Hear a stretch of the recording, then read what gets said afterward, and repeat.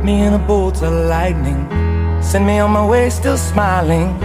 Maybe that's the way I should go, straight into the mouth of the unknown.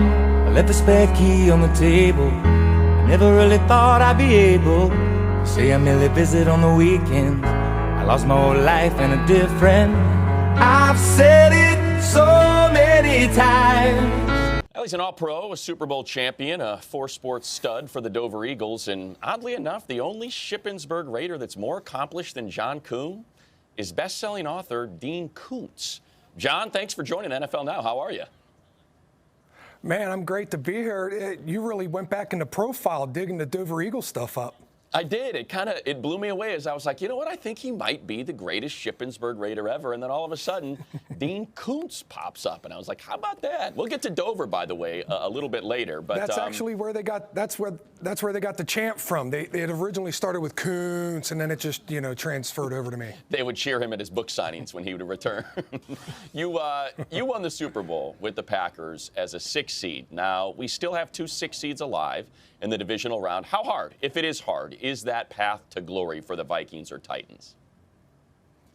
Oh, it's very difficult. As you see, they have already accomplished one super difficult task in going in and beating a 3 seed at their home field. And to do this week in and week out, 3 weeks in a row to get to the Super Bowl is a daunting task. Now, Minnesota, since they brought back Dalvin Cook, they now have a run game and a defense. You know that travels. Tennessee, same thing with Derrick Henry and their defense. Their defensive identities and their run games are 2 things that can travel, and they can play well on the road. So I wouldn't be surprised if either one of these teams continues to make a push. But boy, 3 in a row to get to Super Bowl. That's why it's only been done twice now? Twice, yeah, exactly. And you were one of those times. Now, you work with the Packers still. You've been around Matt LaFleur. When he came in, he was billed as a Sean McVay coaching tree hire in the hopes maybe replicate that offensive success McVay had. How would you describe the identity of this Packers offense? Well, the identity has been a question mark all year long, but I think by the end of the season, we kind of found it. It's Aaron Jones. It's how do you get the ball into Aaron Jones' hands, whether it's in the passing game or in the run game. The guy's been explosive. He's been able to make plays. So Aaron Jones has really been the key, really been the biggest star on this Packer offense this year. A lot of people thought that coming in, but only people inside this building really. Now I think nationally, people are really starting to take notice. Yeah, certainly. I mean, he's the Aaron we're kind of talking a little bit more about when it comes to the Packers offense this season. When you watch Aaron Rodgers, is he playing, let's say, the same brand of football that won Super Bowl 45? Or maybe how has he changed over the last few years? This has been one of my most impressive seasons watching Aaron Rodgers play. And a part of that is because he has done such a good job of managing the game. Now, most quarterbacks don't like to hear game manager tagged to them. But right now, in this new offense, in Matt LaFleur's new offense, with some of the weapons being young and not quite the weaponry that he's used to having around him on the offense, the things that he has been able to do, keeping the team in games, being able to win at the end of the games. They've had a few fourth quarter comebacks against division foes that he has orchestrated, and being able to protect the football, letting this defense and this run game kind of lead the way is it could be a humbling thing at times for a superstar quarterback, but he has handled it quite well, and you've seen the success that he's had because of it. Yeah, Mike McCarthy was your coach in Green Bay. How would you describe him for all the Cowboy fans watching? What kind of coach are they getting in Dallas? Boy, I'll tell you, they're really getting a great leader. And he will come in, he will command that room from day one, being able to stand up in front of the men and talk and get his message across.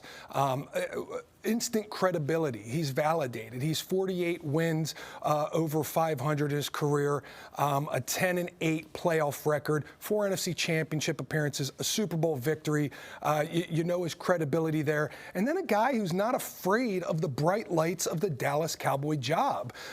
He was a part of one of the more difficult decisions an NFL coach has ever had to do in moving on from Brett Favre and transitioning to Aaron Rodgers. Now, I go back to the coaching staff here and the personnel staff here knew what commodity they had in Aaron Rodgers, but the rest of the world didn't really know at that point in time. And to make that unpopular move and to deal with the criticism for at least a year, if not longer, really it wasn't until the Packers won the Super Bowl, that they were able to put that to bed and acknowledge that that was the right move. So he's battle tested. He's got armor like an armadillo, and that's great to have down in Dallas. I mentioned Dover Eagles. You were a 4-sport star in an era of specialization earlier and earlier for kids. How did playing basketball, baseball, running track make you a better football player? Well, listen, I'm not the best basketball player, but you learn different traits and characteristics with that sport than what you do with football. You're working with different kids that might not play football, so you get a different feel for who your teammates might be. You need to communicate a different way. You need to talk a different way. Same with track, same with baseball. All of these sports, you get to meet different kids. You get to work with different kids. You get a different team experience. So I really do. I love athletes that play all the sports and that are able to play all those sports and play them well and not just put all their eggs in one basket. So I put my vote on the side of being multifaceted. There we go. And we also put your vote in the more fullback. Seems like we got a bit of a resurgence. Heck, we got C.J. Ham and Juszczyk going at it. You guys got Vitale going for the Packers. So great to see the fullbacks back, and hopefully we can do this again as the Packers try to continue their path to the Super Bowl. We appreciate it. Thank you so much.